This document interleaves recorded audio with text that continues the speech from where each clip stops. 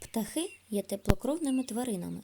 Вони мають деякі особливості. Тіло, яке покрите пір'ям, передні кінцівки, які перетворюються в крила. У птахів немає зубів, замість цього вони мають дзьоб.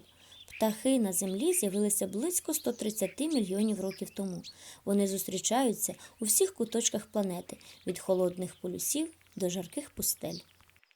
А сьогодні ми поговоримо про птахів нашого міста, яких ми часто бачимо на нашому подвір'ї.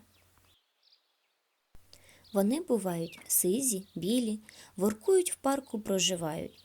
Вважають їх птахами миру, на щастя в небо випускають. І линуть в сині голубі, птахи чудові голуби. Сорока – це птаха хитра та хижа, дрібні комахи, яйця птахів та їхні пташенята – це її улюблена їжа.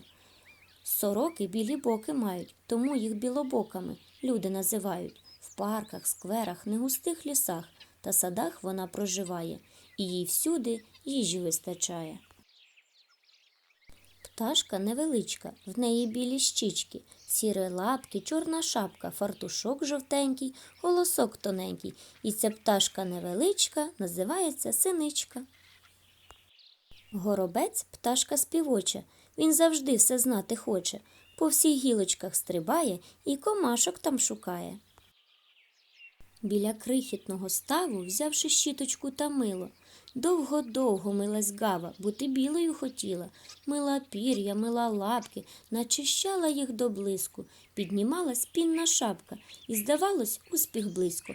Та вода в ставу скінчилась, став вже схожий на калюжу. Гава чорною лишилась, тільки вимитою дуже.